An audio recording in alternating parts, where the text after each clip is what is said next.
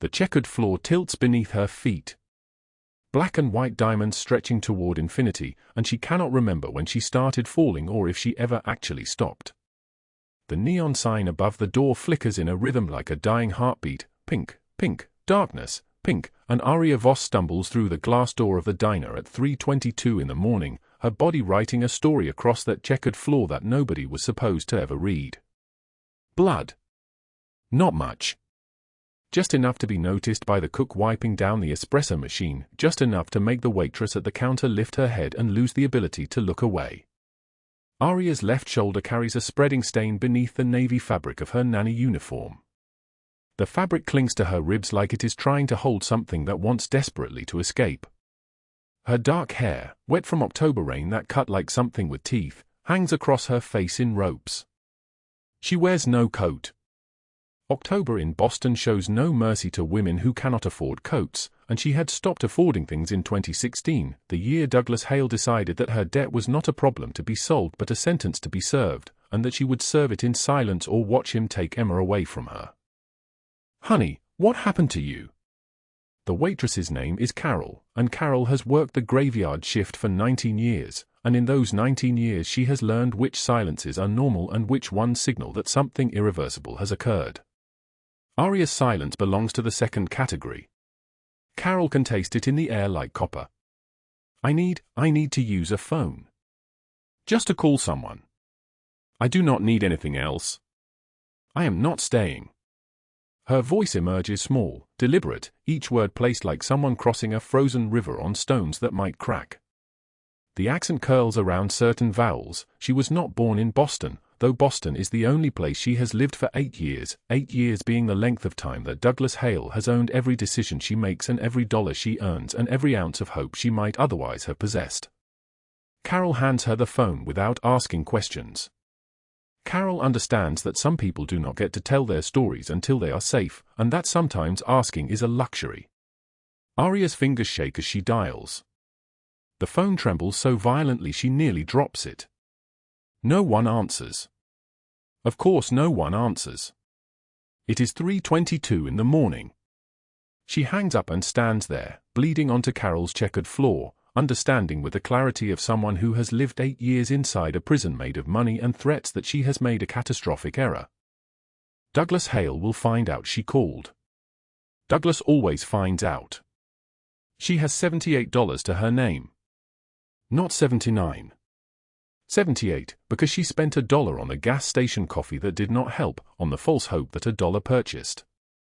She has $78 and 2 weeks to produce $22,000, and she has known since the day Hale named that figure that it might as well have been $2 million. Sit, Carol says, and guides her toward a booth in the back, away from the windows. Just sit. Let me get you something. Outside, 3 blocks away, a black SUV turns onto the street. Then another.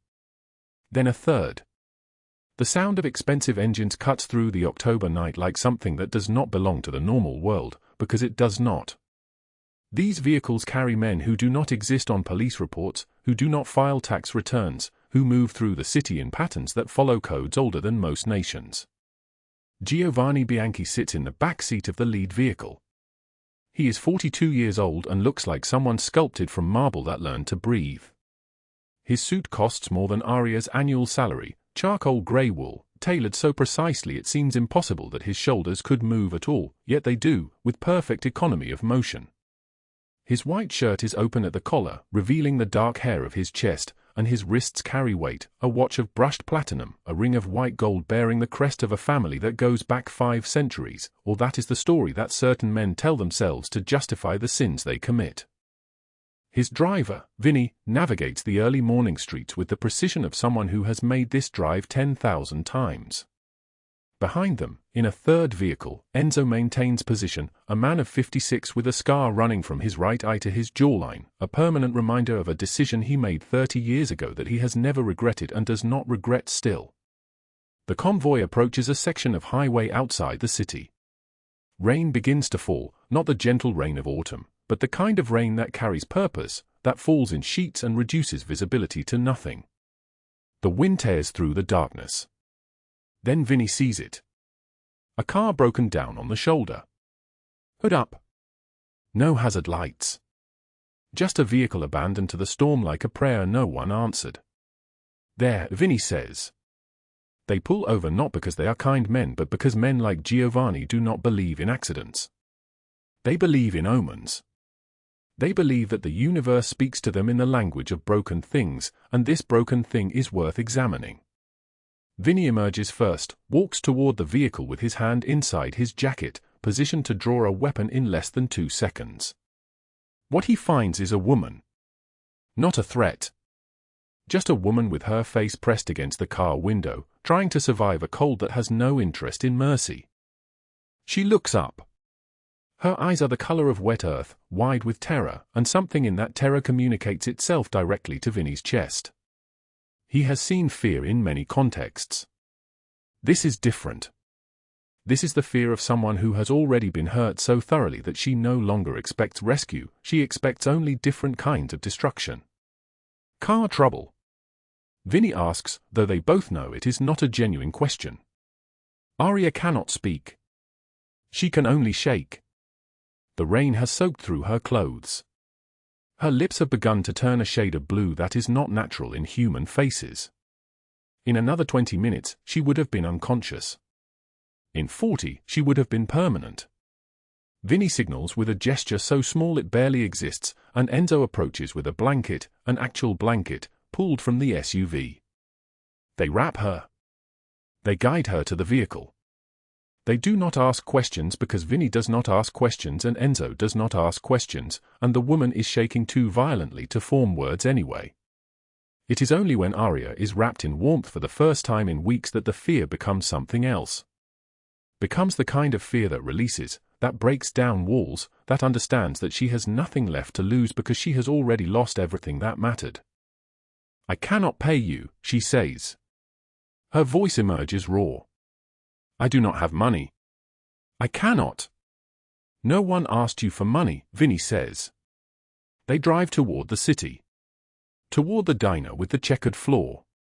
Toward the moment when everything changes, though none of them know it yet. They are moving toward a collision between the world's most powerful man and the world's most invisible woman, and neither of them suspects that the other is about to step out of shadow into light. Carol looks up when the door opens. 3 men in suits that cost more than everything Carol owns step into the diner at 3:41 in the morning.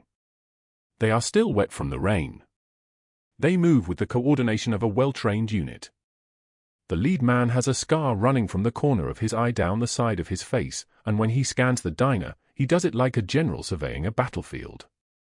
Then he sees her. Aria. Still wrapped in the blanket. Blood dried on her shoulder. Her eyes meeting his for the first time. Giovanni Bianchi stops walking. His men stop with him. For a moment that stretches like pulled taffy, neither of them moves. What neither of them understood at that moment was that they were standing at the edge of a cliff, and that falling was the only way forward. If this story is reaching your heart right now, please hit that like button.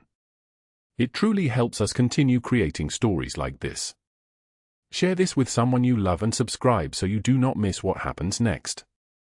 Now, let us go back to the beginning to understand how everything led to this moment, on this cold October night, with Aria Voss bleeding on a checkered floor and Giovanni Bianchi discovering that mercy and survival were not opposites after all. 14 hours earlier, Aria Voss stood in the kitchen of the Whitfield estate with her hand submerged in scalding water, washing dishes that cost more than her monthly rent. The water burned. She didn't pull her hands out. Pain was familiar. Pain meant she was still working, still earning the $400 a week that kept her alive and kept Emma safe in the room down the hall. The kitchen was all stainless steel and marble countertops, everything sharp and gleaming and cold. Through the window above the sink, Boston sprawled out in the distance, a city of towers and lights she could see but never touch. Aria's reflection stared back at her from the polished cabinet doors, a woman of 29 who looked 47, her dark hair pulled so tight it stretched the skin at her temples, her brown eyes hollowed out from 8 years of pretending the scars on her back didn't exist. Her uniform was cream-colored cotton, the kind that showed every stain. There were coffee marks near the hem, a small tear by the left seam that she'd sewn closed 3 times. Under the uniform, wrapped around her ribs like a belt of shame, were marks from 3 weeks ago. Bruises the color of spoiled fruit.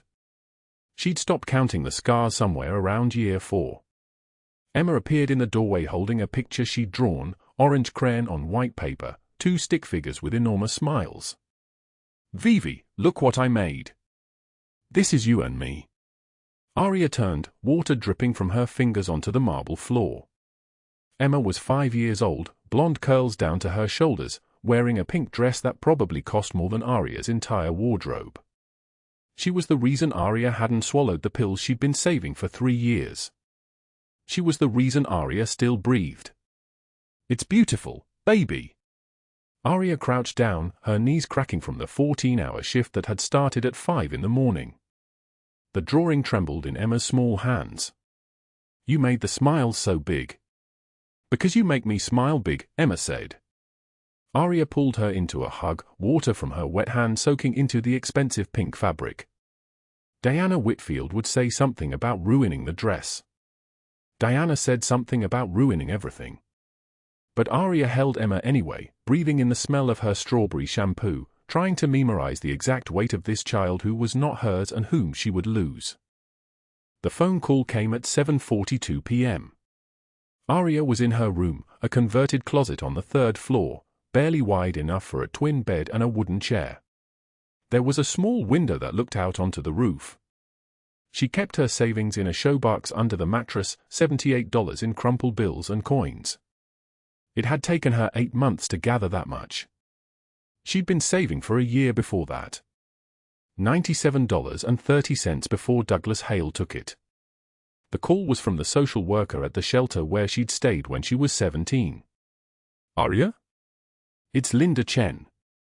I have something to tell you, and I need you to listen very carefully." Aria sat on the edge of her bed. The mattress was thin, worn at the corners where the fabric had split. She could feel every coil through the fabric. "Douglas Hale was released 6 weeks ago," Linda said. "Early release on good behavior. I'm calling everyone he ever knew. Aria, if he contacts you." But Aria wasn't listening anymore. The room had gone tilted and strange, like she was viewing it through water. Douglas Hale. The man who'd kept her in a basement apartment for 3 years.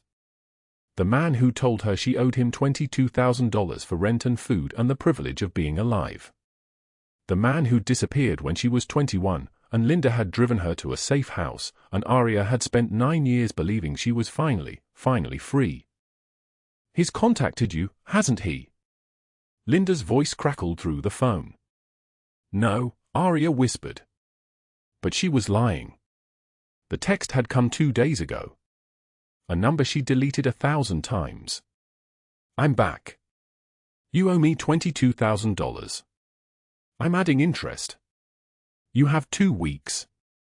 If you don't pay, Emma Whitfield's parents will receive very interesting photographs of you in their home alone. Very compromising positions, Aria. Very illegal. Tick-tock." She didn't ask how he knew Emma's name. She didn't ask how he had photographs that didn't exist.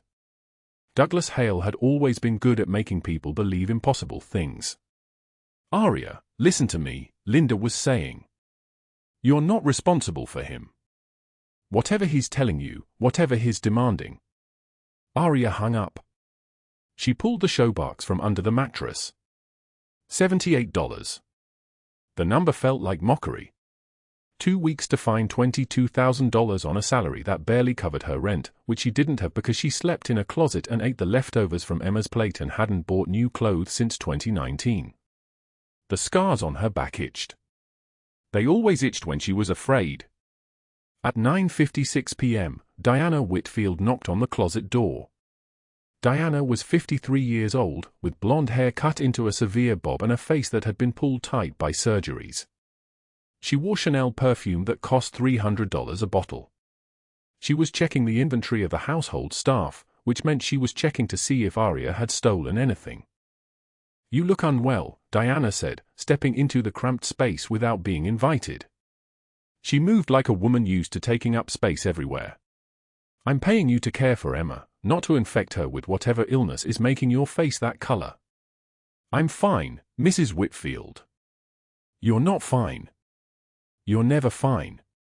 Fine people don't end up working as live-in help. Diana turned to leave, then paused at the door.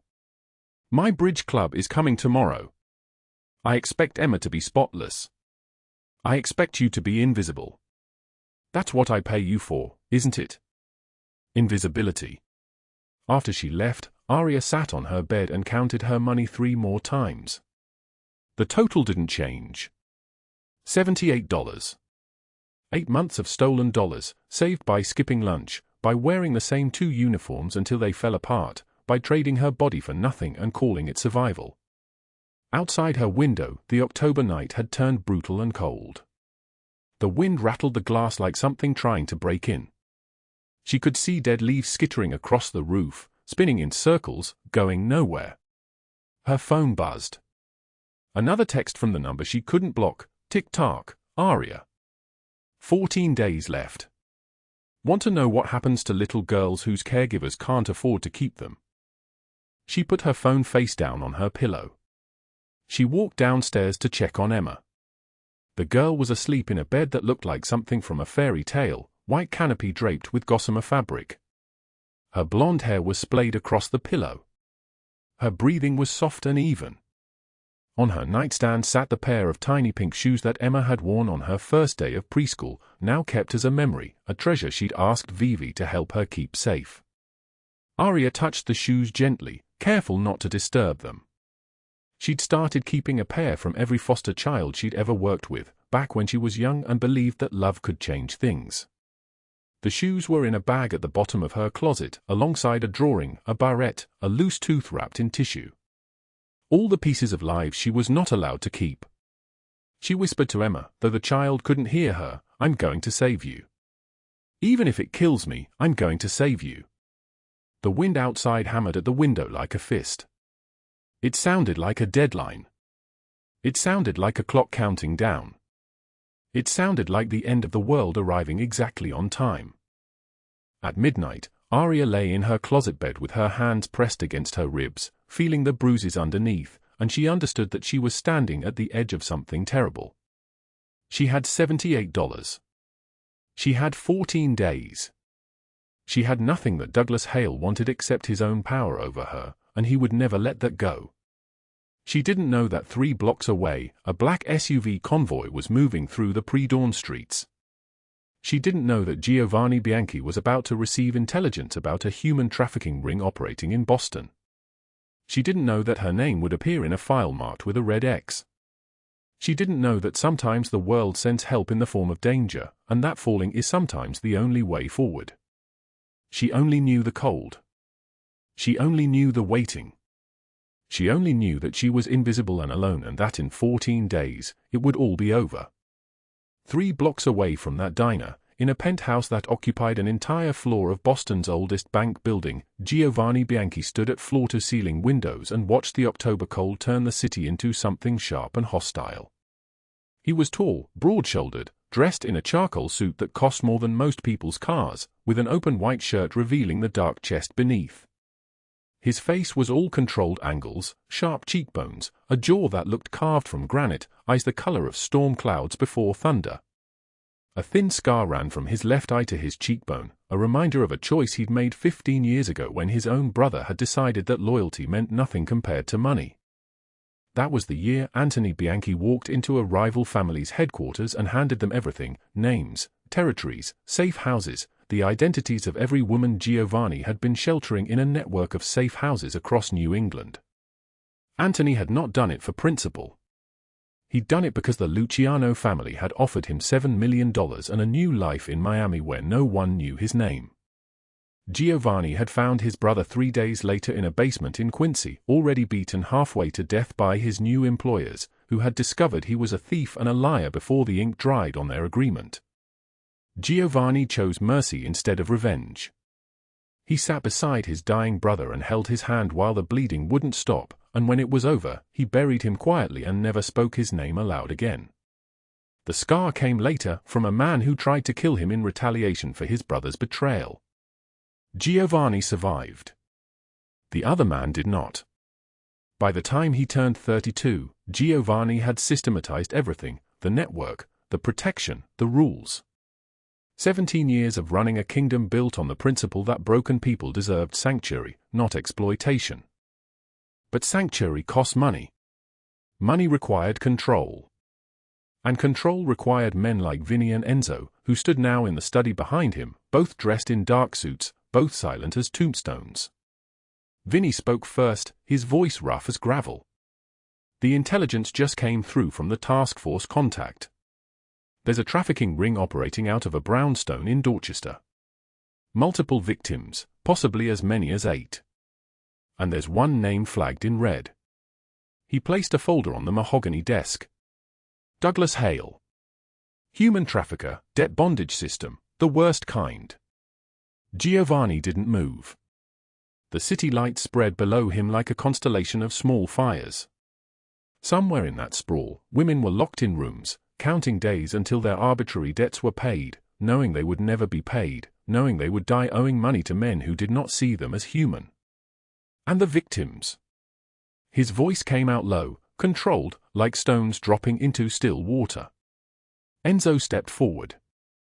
7 confirmed, one of them flagged as critical. She's a live-in nanny for the Ashford family up on Beacon Hill. Name is Aria Voss. 26 years old. Medical records show 8 prior injury reports, all marked as accidents. Enzo's jaw tightened. The last one was a fractured rib. The family's medical insurance covered it. No one asked questions. The scar on Giovanni's cheek pulled tight as he turned from the window. Where is she now? Last surveillance ping placed her on Route 128, heading south. Her car broke down. Temperatures dropping to 18 degrees. Rain began to fall against the windows, cold and hard, the October wind pushing it sideways like nature itself wanted to hurt something. Giovanni moved to the desk and opened the folder. A photograph of a young woman with dark hair and eyes that had seen too much. Eyes that had learned not to hope. He looked at Vinny. Dispatch 3 units. I want her found within 20 minutes. Alive. Unharmed. Bring her somewhere warm. Where? Vinny asked. Giovanni was already moving toward the elevator, pulling on the black cashmere coat that hung by the door, the one worth more than Aria Voss had earned in her entire life. The Beacon Diner. Route 128 and Atlantic. It's open 24 hours. Get her there. Get her warm. Get her food. He paused, his hand on the elevator button. And Vinny? Dispatch someone to the Ashford house. I want to know everything about Emma. The child she nannies. Age, school, daily schedule, everything. We are going to need leverage. The black SUVs moved through Boston's pre-dawn streets like sharks cutting through dark water, their engines barely audible over the wind. Giovanni sat in the back seat, watching the rain blur against the windows, thinking about the sister he'd saved 7 years ago, the one who'd been sold by her boyfriend for $40,000 in gambling debt. Thinking about the 17 other women in his network who'd walked through doors that were supposed to lead somewhere else. Thinking about a woman on a highway with $78 in her pocket and a heart beating like a trapped bird. When they pulled into the diner's parking lot, she was already there, standing outside the glass doors in her nanny uniform, soaked through, her body shaking so hard she looked like she might shatter. Her lips were blue. Her hands were pressed against her ribs. And when she looked up at the black SUVs, her eyes went wide with a terror so pure and absolute that Giovanni understood immediately what his men had missed in the surveillance reports. Aria Voss was not just afraid. She was drowning. He moved through the diner doors like a man claiming territory, his men spreading out to the perimeter, their presence filling the empty space like a storm front moving through. The waitress behind the counter froze. The cook disappeared into the kitchen.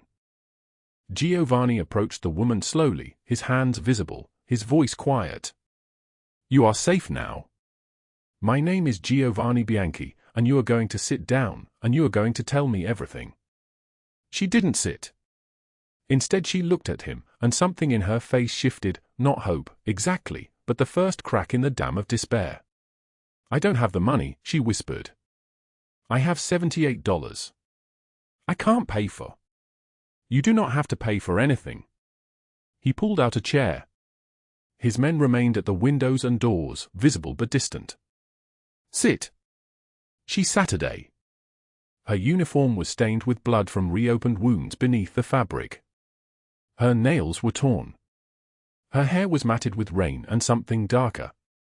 She folded her hands on the table like she was being interrogated, which, perhaps, in some sense she was. "How long?" Giovanni asked. 8 years. The words came out barely audible. "Douglas Hale. He loaned me money for my sister's surgery. $47,000. He said I could work it off. But the interest compounds every month, and there are fines for being sick, fines for talking back, fines for thinking about leaving. The debt is now $220,000. Giovanni's hands were very still. Across the diner, Vinny and Enzo exchanged a look that had not existed in their world until this moment, the look of men watching their boss's entire body language shift into something they had never witnessed before. "And your deadline?" he asked. 2 weeks. Douglas says if I do not pay, he is going to take Emma, the child I nanny. He says he will sell her." Her eyes filled with tears that refused to fall, tears that had learned long ago that crying changed nothing.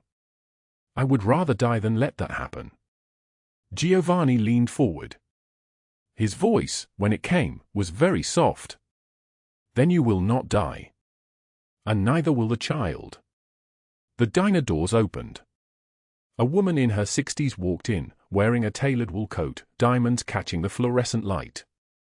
Diana Whitfield, social fixture, philanthropist, connected to every powerful family in Boston. She froze when she saw Giovanni sitting across from a terrified woman in a blood-stained uniform. Her smile arrived first, sharp and calculated. "Giovanni. How unexpected. Are we conducting business in diners now? How very democratic of you." Giovanni did not move. "Hello, Diana. Aria, this is Diana Whitfield. She is one of the people helping Douglas Hale keep women like you imprisoned." Aria's breath stopped. Diana's smile tightened. "That is a serious accusation," Diana said, her voice sliding into something smooth and dangerous. "One that could have legal consequences." "Perhaps." Giovanni's eyes never left Diana's face. "Or perhaps you could walk away from this. Right now. Leave the brownstone in Dorchester. Leave Douglas Hale. Leave Aria Voss alone. And I might decide to be merciful." Diana laughed. It was a sound like breaking glass. "You have no idea who you are dealing with, Mr. Bianchi. People like this one." She gestured dismissively at Aria. "They belong to us. They have always belonged to us. And there is nothing you can do to change that." She turned and walked out, her heels clicking against the checkered floor like a countdown. Aria was trembling so hard the table shook. Now she will tell him. Now he will move Emma. Now. Now nothing happens the way Diana Whitfield expects, Giovanni said quietly.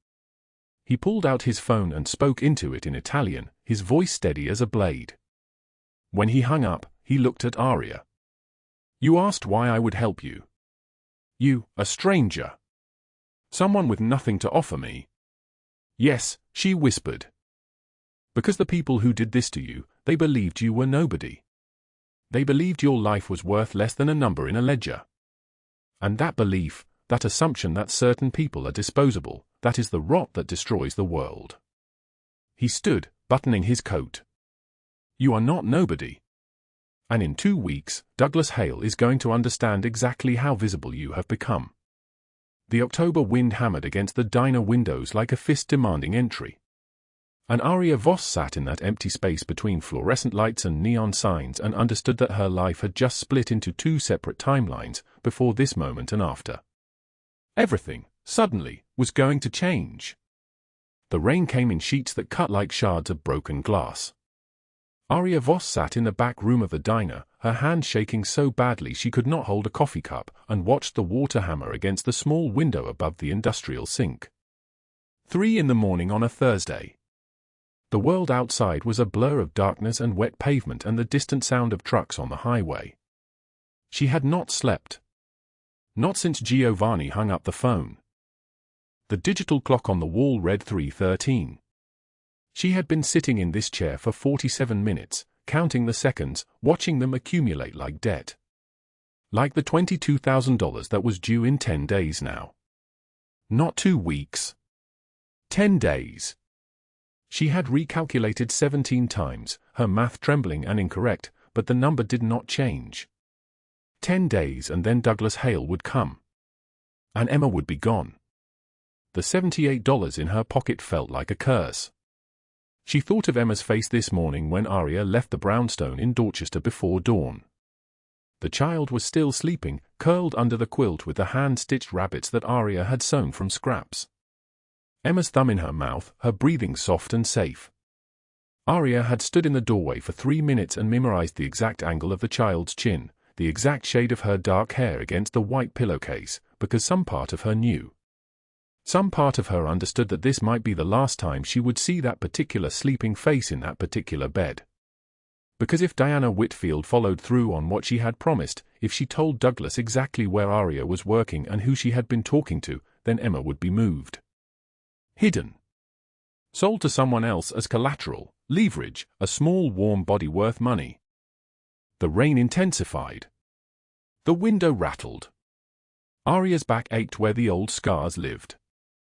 8 years of living with Douglas, and the scars had never fully faded. They ran across her shoulder blades like a map drawn in pain, and on nights like this, when the cold crept into the diner's back room, they throbbed as if to remind her of what happened to women who tried to escape. What happened to nannies who spoke to the wrong people? What happened to nobody? Nobody like her. She pulled out her phone. Scrolled through the messages from Giovanni that she should have deleted by now. Instructions for safe houses. Numbers for lawyers. A photograph of a woman named Sarah who used to work for Douglas Hale and was now alive, free, testifying. But Sarah had not had a child. Sarah had not been trapped by love the way Aria was trapped. Love and fear, braided together so tightly she could not separate them anymore. The phone buzzed. A text from Diana Whitfield. Just 2 words, tick-tock. Aria set the phone face down on the table and put her head in her hands. Her shoulders curved inward, protecting nothing, protecting everything. She had learned this posture a long time ago. Make yourself small. Make yourself invisible. Make yourself not worth the effort. The back door of the diner opened. Wind rushed in, carrying leaves, carrying cold. Aria did not look up. You should go home, Vinny said quietly. He was silhouetted in the doorway, one of Giovanni's men, dressed in a black coat that hung long and expensive. It is not safe for you here. Nowhere is safe, Aria said. Her voice came out like gravel. Like something broken beyond repair. Diana knows where I work now. She knows about the diner. She knows about you. She knows about Giovanni. Which means Douglas will know. Which means nothing that you think will happen, Vinny interrupted. He stepped inside, closed the door against the wind. Because an hour ago, Giovanni received a phone call from someone very high up in the federal government. Someone who has been investigating Douglas Hale for 3 years. Someone who has been waiting for exactly one thing. Aria looked up. Leverage, Vinny said. A woman willing to testify. A child who can be protected. A network of victims ready to speak. I can't, Aria whispered. If I testify, he will. He will do nothing, Vinny said. His voice was steady, certain, the voice of a man who had watched his boss move mountains before. Because Douglas Hale is about to become the most visible man in Boston. And not in the way he wants. At 4:27 in the morning, the federal agents came. Not to the diner. To the brownstone in Dorchester where Douglas Hale slept in imported Egyptian cotton sheets, where he kept his ledgers in a safe behind a Vermeer painting, where he had hidden the photographs and videos and proof of every crime he had committed for 23 years. 12 FBI agents moved through the house like water, finding every crack. They came through the basement windows, the kitchen door, the master bedroom. They did not announce themselves gently. They did not offer him the courtesy of mercy. Douglas Hale woke to gun barrels and shouting and the sound of his empire being dismantled one drawer at a time. He begged. Later, after they had cuffed him, after they had read him his rights, after they had shown him the testimony from 17 women whose names he had thought were erased, he stood in the back of a federal vehicle and begged like a man watching his own drowning. "Please," he said. His voice had changed. The cruelty was gone, replaced by something animal and desperate. "Please, I have people who depend on me." "I have?" "You have a 40-year federal sentence," the agent said. She was a woman named Sarah Chen, and she had been tracking him since 2002. For human trafficking, racketeering, extortion, attempted murder, and 19 counts of abuse. "You will spend the rest of your natural life in federal prison." She closed the car door. The rain had stopped by dawn. The sky was still gray, still heavy, but the worst of it had passed. Meanwhile, in a high-rise apartment on Beacon Hill, Diana Whitfield sat in her breakfast room and watched the news. The headline scrolled across the bottom of the screen in white letters: "Federal raid uncovers major trafficking ring. Prominent businessman Douglas Hale arrested." Her coffee cup froze halfway to her lips. The newscaster's voice carried through the penthouse, involving at least 42 victims over 2 decades. The investigation was triggered by new testimony from a woman identified only as a protected witness. Federal agents seized approximately $3.7 million in cash, jewelry, and cryptocurrency from the Dorchester residence. Diana's phone began to ring. Calls from her friends in the junior league. From her financial advisor. From her lawyer, telling her that the accounts she had used to launder money through Douglas's network were now frozen, under investigation, compromised. By 8:14 in the morning, 47 of her social media followers had discovered a thread. A woman named Sarah Chen had posted screenshots from an encrypted database. Photographs of Diana laughing at fundraisers, shaking hands with Douglas Hale, photographs paired with dates that matched exactly with the disappearance of vulnerable women. By 9:30, her country club had issued a statement regarding her suspension pending investigation. By noon, 3 different news outlets had run the story: society figure Diana Whitfield implicated in trafficking conspiracy. Her lawyer called at 2:13 in the afternoon. "Ms. Whitfield, the FBI is requesting that you come in for questioning. They have obtained a warrant for your home and office. I strongly advise you to cooperate." Diana did not cooperate. Diana did what women like her do when cornered. She called her bank, moved money that was already being tracked, booked a flight under a false name, and tried to run. The federal agent stopped her at Logan Airport at 6:41 in the evening, still wearing her Hermes scarf, still carrying her Birkin bag, still believing somehow that people like her did not end up in handcuffs in front of airport security cameras. But they did. Handcuffs and the sound of her own screaming, televised across Boston's evening news, watched by the people she had humiliated, the people she had destroyed, the people she had believed would always protect her. They did not.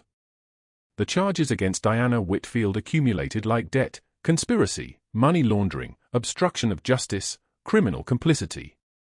Her assets were frozen. Her accounts were seized.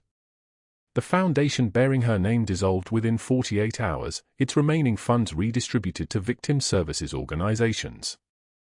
By the following Tuesday, she was no longer a name whispered in country clubs. She was a meme. A symbol. A cautionary tale about what happened when cruelty finally caught up with itself. Emma was safe. The child had been moved to a protected facility, and when Aria arrived the next morning, the first thing Emma did was run toward her, straight toward her, arms open, and Aria caught her and held her and cried in a way she had not cried since she was 8 years old herself. The sound of Emma's heartbeat against her chest felt like forgiveness. like proof that some people were still worth saving. 1 year had passed. 365 days since Aria Voss stood in that diner under neon lights, bleeding and broken, with $78 in her pocket and a debt that felt like a tombstone pressing down on her chest. The penthouse occupied the 42nd floor of a building that looked down on all of Boston. Floor-to-ceiling windows framed the city like a painting, the Charles River cutting silver through the dark, the lights of the neighborhood spreading out in all directions. Aria stood at those windows at 11:44 in the evening, her reflection ghostly in the glass, and she barely recognized the woman looking back. Her hair fell in waves past her shoulders, dark and healthy and intentionally styled. She wore a charcoal dress that cost more than she used to make in 3 months, the fabric fitted at the waist, falling straight to her knees. Her nails were manicured. Her skin, no longer bruised and weathered, had regained the softness of someone who slept without fear. There was a nameplate on the door downstairs. Executive Director, House of Hope, Aria Voss. The organization had already helped 43 women transition out of trafficking networks. She had hired a staff of 12. The waiting list was already at 71 women. The penthouse was quiet except for the distant hum of the city below. Giovanni's men patrolled the perimeter, but they stayed invisible here, in these high spaces. This was sanctuary. This was where the fortress came down. The door opened behind her. She did not turn. She knew the sound of his footsteps, measured, deliberate, moving through the darkness with the same controlled grace he brought to everything. Giovanni Bianchi was still a force. Still dangerous. Still a man who commanded empires and loyalty the way other men commanded respect. But somewhere in the past year, something had shifted. Something had broken open. He moved to stand beside her. Not too close. He never crowded her space. That was something he had learned in these 12 months, that gentleness was a language some people had to be taught slowly. Emma fell asleep reading, he said. His voice carried the weight of something ordinary transformed into something extraordinary. The penthouse's third bedroom had become her space. Stuffed animals lined the shelves. Pictures that Emma had drawn were taped to the walls in careful arrangements, colors for happy days, colors for sad days. She wanted to wait up for you. I told her you would check on her when you came home. Home. He had used that word, and Aria's chest had seized the way it always did when she heard it. In the guest room down the hall, Emma slept in a bed that had 4 posts and a canopy and sheets softer than anything the child had ever touched. Emma, who was 6 years old now, who had started first grade at a private school in Cambridge where no one knew her history, where she was simply a bright-eyed girl with careful hands and a tendency to organize her toys by color. Emma had been the reason Aria survived. And now Emma had become a bridge between 2 broken people, mending them from opposite ends. Come with me, Giovanni said. He took her hand, something he did carefully, always asking permission with his touch before taking it.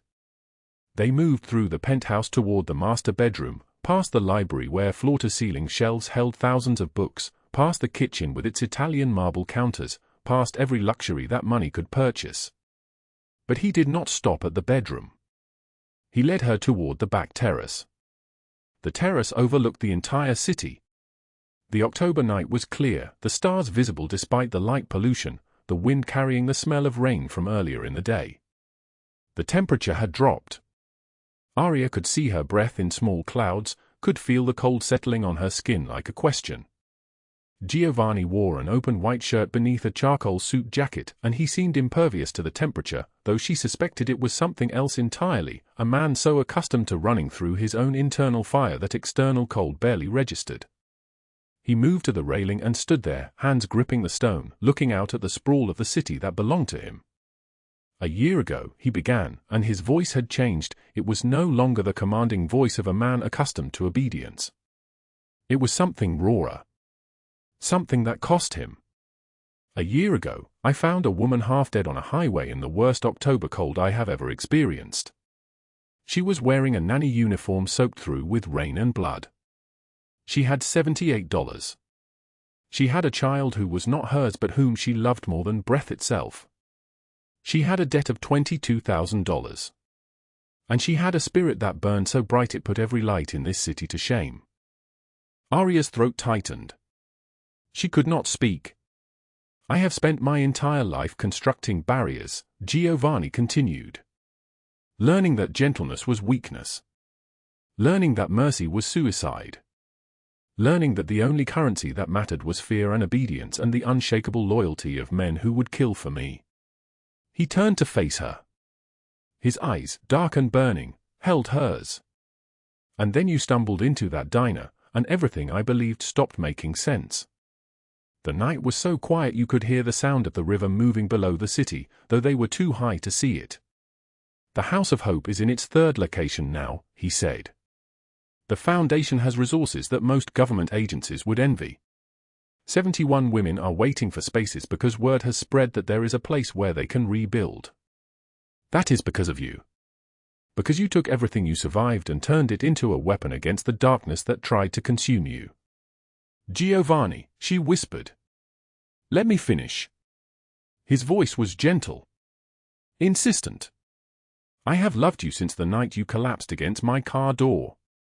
I have loved you through every moment of your healing. I have loved you watching you read bedtime stories to Emma, your voice changing for every character, her small hand gripping your arm because she trusts you in a way that most children never trust anyone. I have loved you while you built something that will outlast both of us, something that will save women we will never meet. He moved toward her. His hand came up, and he took her left hand between both of his. And then, on the 42nd floor of a building that overlooked the entire city of Boston, in the darkness with only the stars as witnesses, Giovanni Bianchi, the man who had killed, the man who had ordered death, the man who had learned to survive by becoming something harder than granite, knelt. His knees bent. His body lowered. And he remained on one knee, his hands holding hers, his dark eyes looking up at her with a vulnerability that must have cost him everything to show. I am asking you, he said, to marry me. To build a life with me. To let me spend the rest of my existence trying to become the man you deserve. To let me be a father to Emma. To let me love you the way you have already, impossibly, learned to love me. Aria's hands were shaking. Her vision blurred. She could not speak. She could only nod, and when he rose and drew her into his chest, she wept against his white shirt in a way that must have looked like breaking, but it was not breaking. It was finally, after all these years, allowing herself to be repaired. 2 weeks later, on a Thursday evening, Aria stood in a white dress that fell in layers to her ankles, her dark hair pinned with white flowers, her feet in white shoes that she had chosen herself. The ceremony took place in a small chapel in Cambridge, just after sunset. Fewer than 30 people attended. Giovanni's men stood at respectful distances, their presence a quiet affirmation of loyalty. The women from the House of Hope sat in the front rows, their faces shining with tears and joy. Emma, in a small white dress that matched Aria's, scattered flower petals down the aisle with the solemn concentration of a child who understood the weight of the moment. When Giovanni saw Aria emerge from the chapel's back room, something broke open in his face. For a man who had spent 30 years controlling every emotion, every expression, the joy that crossed his features was devastating in its purity. She is so beautiful, Enzo whispered to Vinny, who nodded and cleared his throat roughly. The vows were simple and true. Aria spoke first, her voice steady despite the trembling in her hands. I promise to love you. I promise to believe in your goodness even when you do not believe in it yourself. I promise to let you be human, to let you fail, to let you change. I promise to be your home. When Giovanni spoke, his voice carried the weight of every year he had lived. I promise to protect you. I promise to honor the woman you are becoming. I promise that from this moment forward, my empire exists to serve you and the children we will raise. I promise that the strongest thing I will ever do is love you. By the time they kissed, the chapel was silent except for Emma's delighted gasp and the quiet sound of women crying good tears.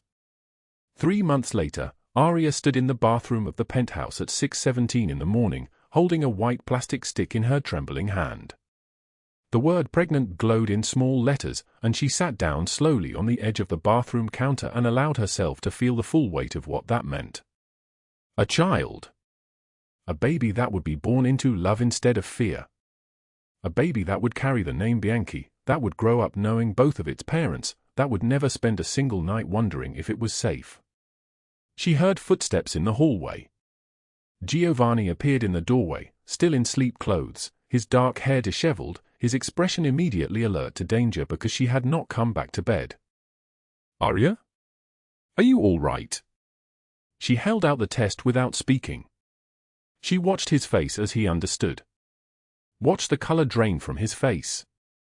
Watched his eyes fill with tears, not from sadness, not from fear, but from something so profound it had no name in any language. "A baby," he said. It was not a question. "A baby," she confirmed.